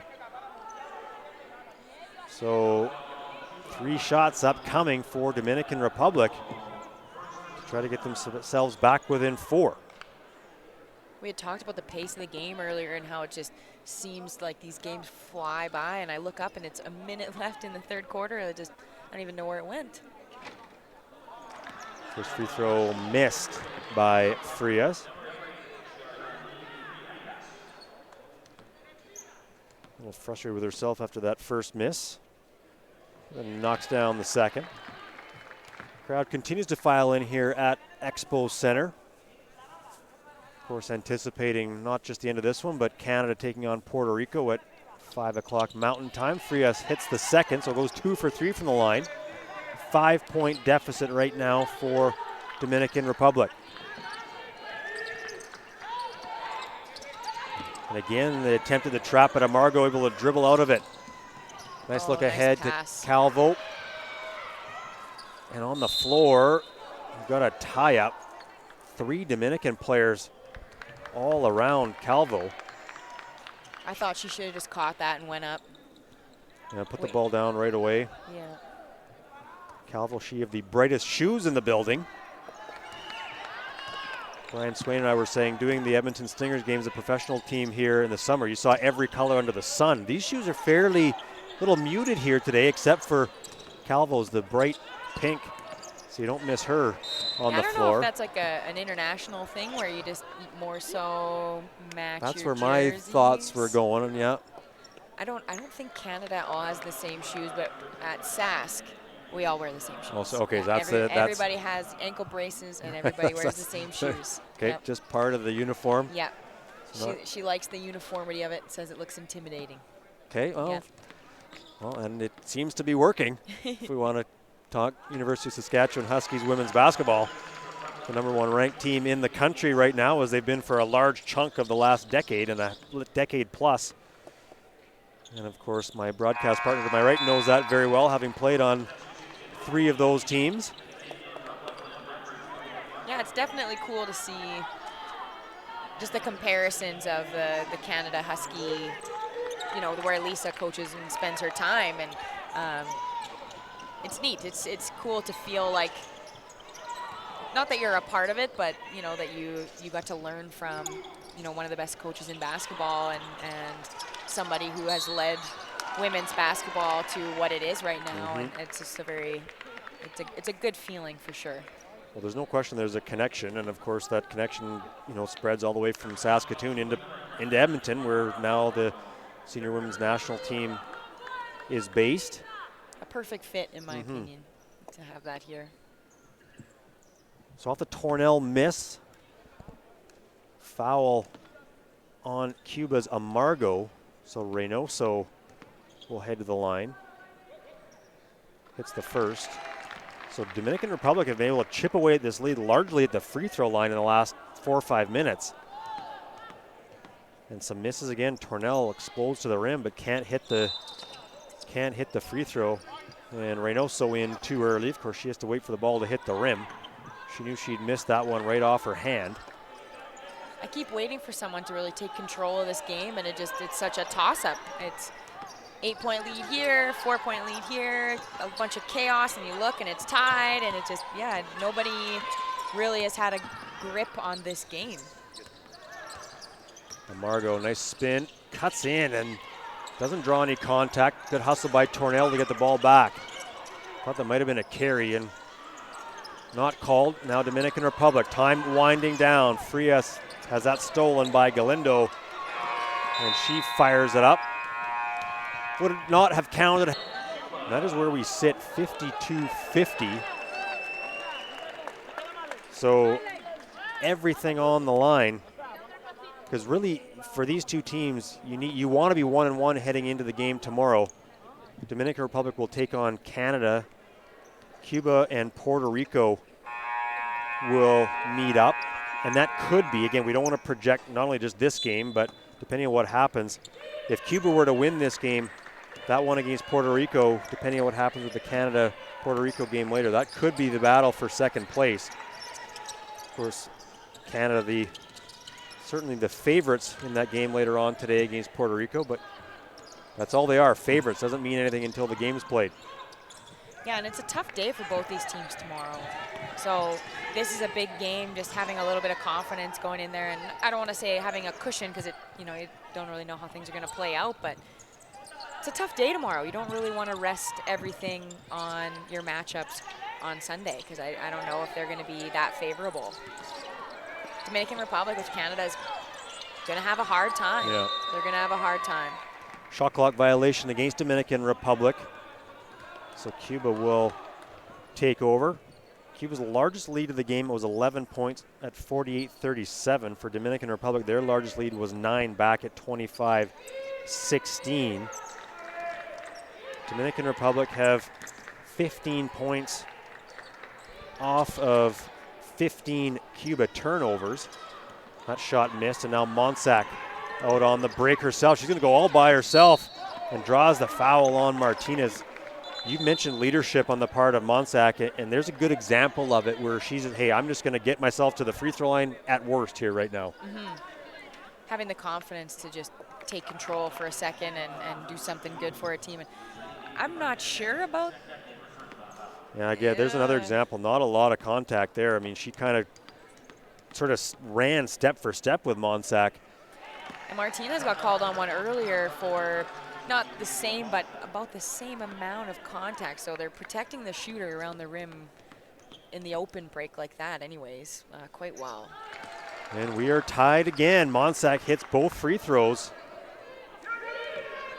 9 minutes to go, 52 all. Thank you so much for tuning in here to the FIBA Women's Olympic Pre-Qualifying Tournament from Edmonton, Canada. And we got a technical foul. The official lost his whistle for a second. We got the personal first. And then the technical, and I think both are going to go on Reynoso. And it's that reaction after the foul, and Monsac coming over for some clarity, and she's not going to get any.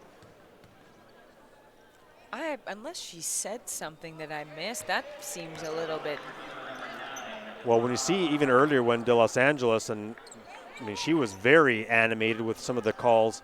I didn't think Reynoso was to the same degree there, but clearly the standard set a little differently, and Reynoso.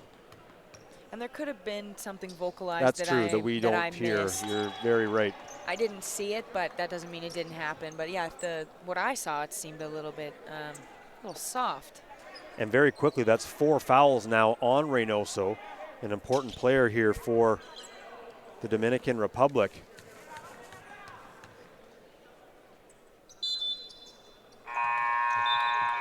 Shot goes and will count, even though Dominican Republic were in a little bit early. So Reynoso will sit down. Back into the game there you get a look at her. She heads her way to the bench. Back into the game, Marlon Caceres for Dominican Republic, as well as Genesis Evangelista. She's the one with the ball right now. Slows things down, finds Monsac. Not afraid to put the ball on the floor. Through Ramirez to Frias. Now Evangelista runner won't go. Galindo couldn't control the rebound. Nice look from Ramirez to Monsac. Took that ball right off her shin. Pass maybe a little bit low. Now Evangelista. Monsac in the block. Tries to lob it up to Caceres. Shot clock winding down. 3 does not go. And Cuba back up the floor. Avila to Martinez. Here's game's leading scorer, Galindo. Takes a contact, steps inside. That seemed like more contact than down here with Martinez, but I mean, she's quite a bit smaller, so probably get away with a bit more. But what a finish by Galindo there. Very athletic finish. And an offensive foul being called here against the Dominican Republic. And that one will go on Caceres. And you want to be wary of your team fouls in a close game like this with just under 8 minutes to play. You don't want to get into bonus too early because that could be a huge factor. Well, you're right. 3 team fouls right now for Dominican Republic and 3 players with 4, Reynoso, Caceres, and De Los Angeles. And back into the game now for Dominican Republic is Yamila Rodriguez.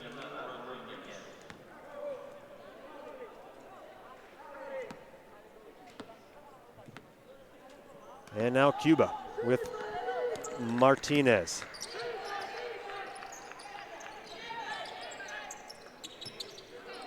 Martinez with Evangelista on her. Steps back, finds Avila. Quick look at a 3, a little short.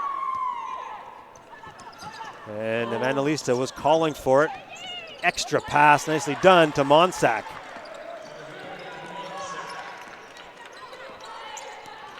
Yeah, Avila got burnt on that one a bit. Amargo finds Galindo, has a screen. Becker now slides, but that's going to be an offensive foul. I'm going to say that stuck that elbow out a little bit much. And just caught it quickly at the beginning of that replay, just as she tried to spin off to push down the lane. Becker will take a seat into the game for Cuba is Claudia Calvo. I believe that's her 5th. Yeah, you're right. That is the 5th foul on Becker, so she is out of the game. She's played quite a few minutes here in this game too, that'll hurt. Air ball from in tight from Rodriguez, and now Martinez barking out orders, dishes it to Galindo. And Amargo, ooh, nice play. I think that was Monsac, just stripped it as Amargo went up. See if we get a look at it here. And it comes over, no, it just comes over and helped. Might have gotten a piece of that ball as Amargo went up. I think it was Frias that got her hand on it. Amargo, short corner, jumper, good. Yamara Amargo, maybe the calmest player on the floor. And softest touch too, like that shot just barely kissed the rim, and yeah, it was so soft. Here's Frias into Monsac. Backs her way in, good footwork, and just rolls that one over the front of the rim. Back and forth we go. 59-56, Cuba now in front. The lead cut to 3. Galindo slips off of Ramirez. 3 will not drop. And it will be Dominican Republic basketball.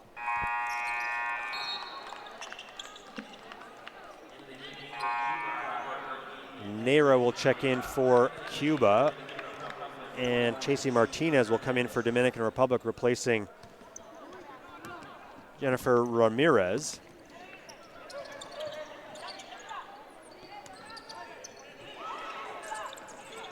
Evangelista to Rodriguez. Monsac. Long jumper goes, and Dominican Republic back within 1. Galindo answers right back. And that's what you want from your leading scorer. Put the 2 right back on the board. And Evangelista takes the contact there, and Martinez picks up the foul. That's the third on Martinez, third team foul. Each team with 3 team fouls here in the fourth quarter. And Evangelista will make her way to the free throw line. As much as this game has been, like we've talked about, chaotic and hectic, and neither of these teams are showing any quit. And nope. The leaders are stepping up, hitting big shots, and just really leading the charge on both ends. And as much as it's been a bit hard to follow at times, and you know, not the cleanest basketball I've ever seen, a lot of heart and a lot of leadership, and that's really cool to see that these girls are stepping up, these women are stepping up, and you know, just showing the rest of their team how it's done, and that, you know, this is a big game. Margot with the miss, and rebound was in the hands of Cuba. We're going to get an offensive foul on the Cubans, and Evangelista, needing an extra second or two on the floor, gets helped up by a couple teams. I think she's okay. Just may have the wind knocked out of her. Thumbs up to her coach. No player that I have ever met wants to be coming out with 5 minutes left in a 1-point game. So yeah, and an Olympic pre-qualifier. Yeah. No, thank you. So she is not coming out. I think she might have taken it a little on the chin was there it? too. Okay. So probably just taking a second to gather herself. And Galindo with the spin in the lane, lost the ball, got it back. A Margot pull-up jumper won't drop. And now Dominican Republic. Up the floor, Monsac does a nice job to collect that ball. Spins through, nice dish underneath. Great footwork by both posts, Monsac and Rodriguez, but turns into, unfortunately, nothing for Dominican Republic. And Martinez back up the floor, and she will draw the foul on Evangelista. And Monsac very slow to make her way back down the floor. They are definitely putting their bodies on the line. And that's what happens in these games. You got to win those 50-50 balls and do all the small things when you're not shooting as well. You have to find other ways to grind out wins in games like this. And unfortunately, the body usually pays the price. Yes. Monsac will take a seat. I imagine that will not be for very long. Just give her a quick breather. They've got Reynoso back in the game right now. And Martinez at the line. This Davy Martinez had 5 points against Dominican Republic in the game in AmeriCup back in September. And there you can see your teammates trying to fan Monsac. Just get all that perspiration. Yeah, she's good. A little wave to the camera. So yeah, this is as much as there's pressure on the line here, and these teams are feeling it. You love seeing that. It's like you still have a little. This is still meant to be fun at the end of the day. You're still playing a sport, so good to see that. And again, that extended pressure from Dominican Republic. Frias tried to lob that one back into the lane, and Martinez read it, kicks it out, draws the foul. And that will put Dominican Republic in the penalty with 4:12 remaining. Lucky for them, Cuba has 4 as well. So hopefully they'll join them and even it out pretty quickly, because 4.5, it's still a lot of time left.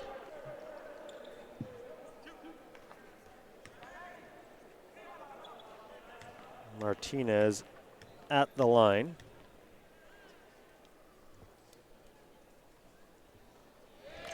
Drains the first. Cuba 64% at the free throw line.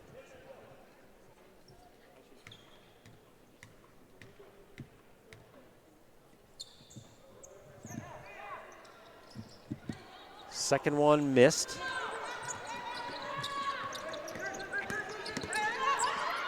Evangelista splits all the way through that zone, finds Caceres. Wonderful play there by Evangelista.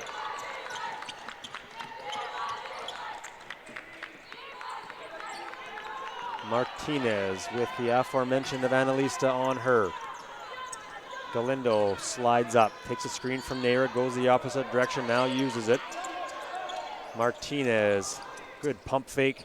Jumper well short, doesn't catch anything. kept in. Actually, I think the ball was kept in play, and the whistle goes because of the shot clock violation. So a nice job by Cuba and Nair to actually keep the ball alive, but it didn't matter with the shot clock violation.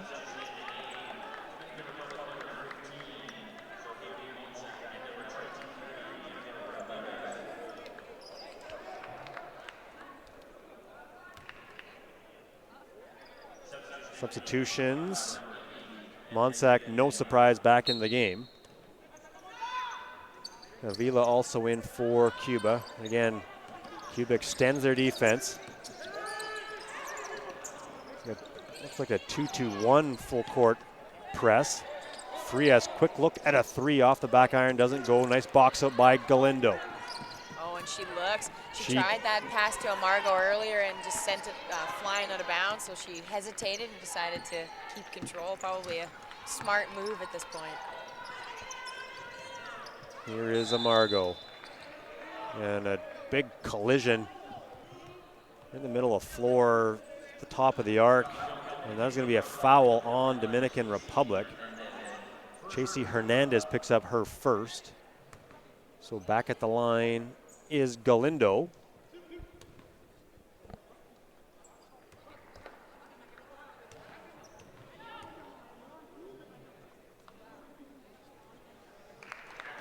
And that one hits the right side of the rim and bounces out. So we mentioned earlier that free throws for both these teams have not been stellar, and that might be a factor. She hits the second, stretches the lead to 3, but in a game this tight, and it's funny, score right now 65-62. When they played at the America Cup, that was the final, 65-62 Cuba over Dominican Republic. So I don't think that's going to be the final today with 3:05 to go, but just shows how close these teams are. Ramirez finds Monsac, zips it up ahead and over top of Reynoso, and that pressure pays some dividends there for Cuba.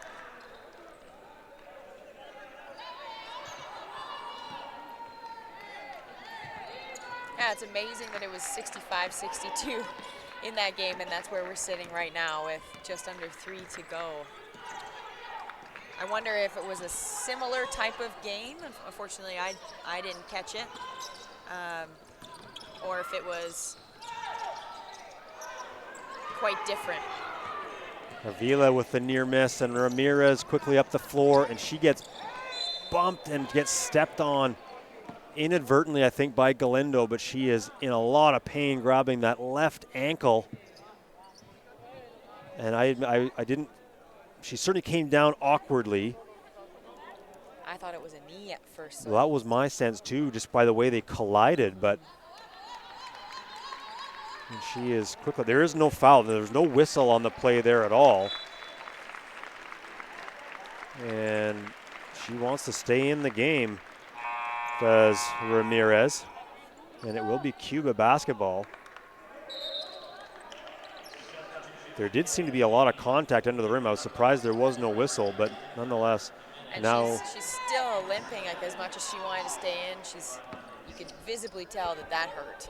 And sometimes you roll your ankle and it's just a roll and it's not an actual sprain, and that still hurts. Yep. You just got to walk it off, but it's best not to do it 2.5 minutes. And, right. You know, if you do something again and be hurt for tomorrow, or you end up not being able to play defense as well as you'd like to because your ankle's sore. So hopefully it was just a roll and she'll be back in right away. Of course, with Zapata already out, they would not like to be down 2 guards. Avila, 3, good! Huge hit for Avila as we near the 2-minute mark. 6-point Cuba lead. She's not afraid to shoot that long ball.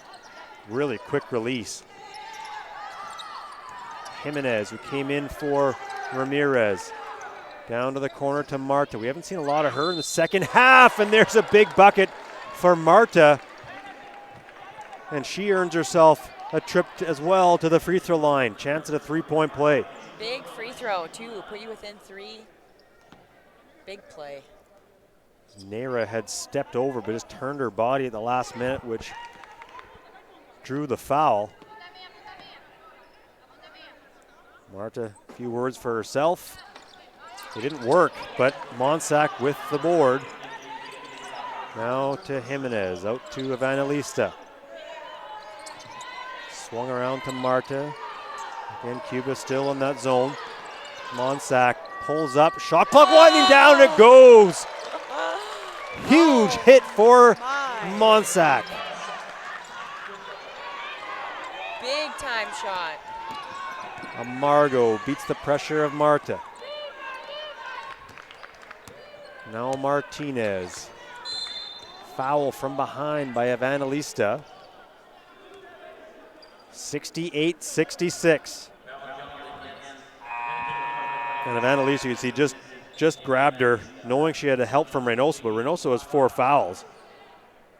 And considering the way that Cuba has been shooting from the free throw line, that is the 5th foul, though, on Evangelista, so that's a loss for Dominican Republic. Ramirez is back in the game with that sore ankle. That could have been a quick turnaround, lose 2 guards in about 30 seconds.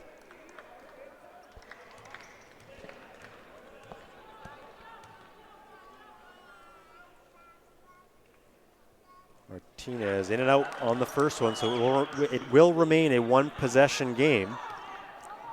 Becker has fouled out for Cuba. Evangelista out of the game for Dominican Republic.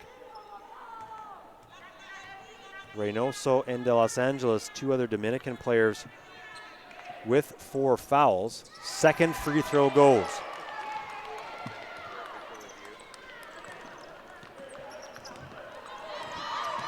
Ramirez bounces it to Frias, guarded by Amargo. Marta in the corner. Now swung around Ramirez, tried to find So for Cuba, not the worst scenario in the sense that, game clock stops, but worst case scenario, you come out still up 1 and likely put Dominican Republic in a position where they have to foul.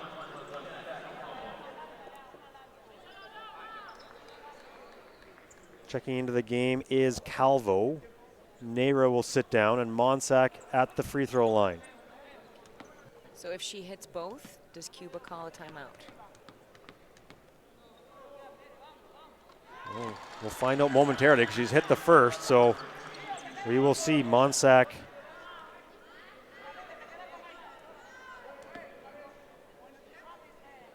now with 25 points in the game. Hits them both. And there it is. There, Kira calls it timeout, Cuba. So they will have the choice to advance it if they wish to half. Which I'm assuming they will. Most teams do. You see the odd time a team doesn't mind that if they feel they've got guard play, I suppose, that can deal with pressure, but you're right, probably 90% of the time you call the timeout to do just that. And just with their match, most of the time but they have a full shot clock, Basically. So it's a little bit different, but you don't want to put yourself in a full court pressure situation, especially against this Dominican Republic team, because they are so quick. They've been getting touches on balls all game long. It just gives them more space to work, more opportunities to get steals and turnovers, and so it makes complete sense that Cuba would want to slow it down, bring it into the half court, use their size, get a close shot, and hopefully get a rebound. That makes sense to me. So I'll put you on the spot. If you're Cuba right now, who do you want to have the ball in their hands? Like for the final shot, or just in running their running things right now with, like you said, nearly a full shot clock left to go. And they are going to choose to take the ball at the baseline, just as we were commenting. Amargo. I think that Galindo is the very obvious choice, and that Dominican Republic has been sending a double pretty quickly, and they've caused a couple turnovers lately. Amargo's so calm. She seems so confident, so calm. I feel like Martinez is going to bring the ball up, and they didn't advance it. Look at this.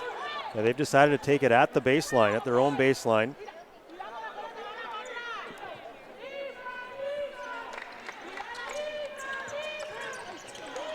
And they turn it over. That ball's going to roll out of bounds, and that's exactly the challenge when you're trying to inbound from your baseline. Yeah, that's an worst case scenario. Excellent job by Marta and Frias. And bad turn of events for Cuba. Now they got to play some really good defense. And we'll see if they put more time back on the clock, because technically that ball was never in play. So the ball should be inbounded now from the baseline. They have put, I mean, it's only 0.3, but when you're dealing with a 1 point game, that's, yeah, exactly. So that's big. And they will inbound the ball from the baseline, as that ball never officially entered play. But a wonderful job defensively by Marta and Frias to force that. And again, that's the thing. You see teams want to take the ball at half court, because at least you can push the ball into the opposite. Even if you turn it over, it's not anywhere near your rim. Yeah, that surprised me. And especially like such an awkward, like you're not even on the sideline where you can run something where you can throw it down. That's right. Court, like you're on the baseline there. That's most of the time that's where, you know, full court pressure causes problems. And That's I feel like the Dominican Republic, their pressure has caused lots of problems. So I'm surprised by that. So we'll see if that decision and the subsequent play comes back to haunt Cuba. Lots of time.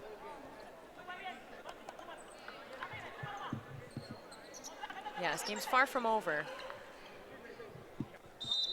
And keep in mind now, just 14 seconds on the shot clock with that. So Reynoso finds Monsac. Now Ramirez, that ankle looks to be all right. Ramirez takes the contact, and that ball is out of bounds, and it's going to remain Dominican Republic basketball, as I believe, yes, it's Avila who right there touches it, but her foot was out of bounds when she did that. 5 seconds on the shot clock, 13.7 on the game clock. And I think Cuba's quite upset because they thought she was pushed out of bounds on the contact. And she was pushed afterwards, but she was out of bounds when she touched that ball before she took the contact. Reynoso puts the jumper up, but it's blocked by Avila, and she very aggressive. And that's not a smart play by Reynoso, because that's now going to be an unsportsmanlike foul, which means it's shot and possession to Cuba. She did the right thing by trying to foul, but fouling at that is not what you want to do.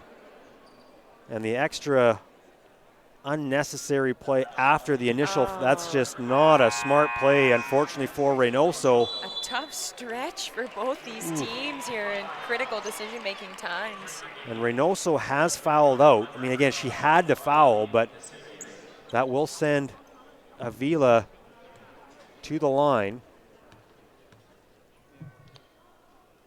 Well short on the first, so the knee's a little tight on that one. And there is Reynoso, who's had a very good game. Just an unfortunate over-aggressive foul there moments ago. The second one rattles in as she breathes a sigh of relief. 2-point game and possession to Cuba. And the officials need to talk something over at the scores table.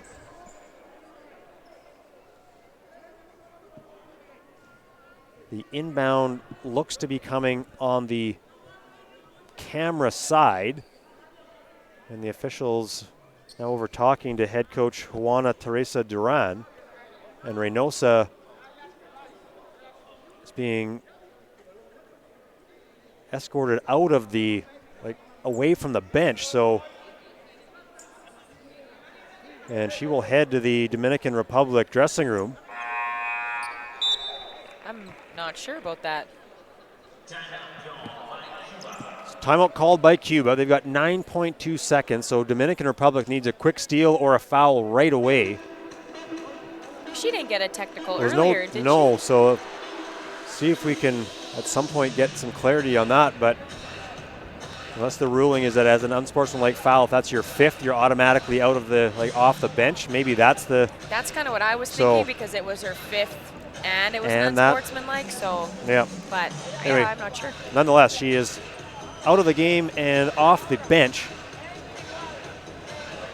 But the matter it had, 9.2 seconds, 2-point lead for Cuba, 70-60. There you see a look at the shooting numbers, 35% for Cuba, 36% for Dominican Republic. So neither team has shot the ball overly well here tonight.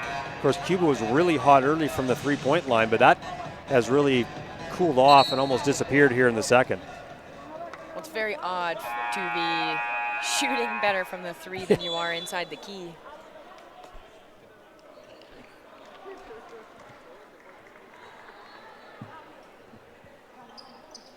So Dominican Republic. Again, we'll look for that quick steal. If not, a foul. Or go for the steal, and if you foul when you go for it. And they got a foul right now as Martinez able to work the ball. And now they're down in the corner, Tornell, and they're going to run out of time. This game is over. Dominican Republic unable to foul at all. Cuba with a 70-68 win over Dominican Republic. And they are now at 1-1 through 2 games at the FIBA Women's Olympic pre-qualifying tournament. Cuba will take on Puerto Rico tomorrow, and depending on the outcome of that Canada-Puerto Rico game today, Cuba has put themselves in the conversation to get one of those top 2 spots. Yeah, it's a tough win, too. A tough game to come out on top of, but they found a way, so good for them, and it was a very good chance. It's going to be a big game for them tomorrow against Puerto Rico. Like we said, Canada's the favorites, but that's all it is. It's just being a favorite, so anything can happen, and you have no idea how it's going to go, but if we're going to go on gut feeling, or if I was a gambling person, you'd say that Canada's probably going to come out on top tonight, and Puerto Rico and Cuba are going to be battling for that second place spot, which, like we had talked about, you get to that qualifying tournament, all you have to be is the top 3 out of 4 teams. So you get there, there's a chance. That's right. There you see the leading scorers, Galindo and Monsac with 25 points each. And so the 2 veteran players, the 2 veteran leaders, at the end of the day, Kira, they were really the preeminent players we saw on the floor today. Absolutely, and I can only imagine that comes from a long career and a lot of experience, because they both stepped up in key moments of that game and really tried to lead the charge on their teams, and both did a fantastic job. And that's just from a lot of games that you've lost, a lot of tournaments you've been in and experienced, this road and how tough an Olympic journey would be, and how hard you have to work to win games along that road. So yeah, kudos to them for leading their teams, because that was really impressive and cool to see. And for Cuba, as we wrap up here, our first of 2 broadcasts for Cuba, I mean, they were down, got down early, found a way to battle back, and then even as that game got close, and I mean, even the situation late where you turn the ball over at your own baseline with 24 seconds left, and that could have been disastrous, but they found a way, and defensively were able to not even give up a shot to the Dominican Republic. So that's pretty impressive, to calm yourself down and not let that, an unfortunate play, really affect you. Short memory. You have to have a short memory, because the mistake was made, a terrible timed mistake, and it could have been, like you said, disastrous, but short memory. It happened. You can't change it. All you can do is work with what you're given in the moment, and I feel like they did a good job that way and kept their composure, and that shows leadership and experience, so good for them. So Cuba now puts themselves in a position. They will play tomorrow, as mentioned, against Puerto Rico. So again, the scenarios will be this. If Canada wins tonight over Puerto Rico, that Puerto Rico-Cuba game would essentially be for second place. If Puerto Rico beats Canada tonight, then you've got all kinds of scenarios, because you've got wins against opposition and points for and against, and we won't even go into that quite yet, but we'll gauge that depending on what goes on tonight. But certainly a big win for Cuba. They are now in a position tomorrow to potentially punch their ticket to one of the Olympic qualifying tournaments in February. But we're not done. That's just game 1 of 2. The host, Team Canada, as the more Canadian fans file in here to Hall D at the Expo Center. Canada about to take on Puerto Rico, both teams at 1-0. We will be back in about probably a little less than an hour's time with that broadcast, which will go at about at 5, just confirming the time. They put up an hour here. So yeah, we've got 5, sorry, we're just confirming, because the game time initially was 5 o'clock. They've put an hour up here. I think that's a mistake. So we're going to go with what we know. We'll be back in about half an hour's time with the call of the second game. We'll get this right between Puerto Rico and Canada. So on behalf of Kira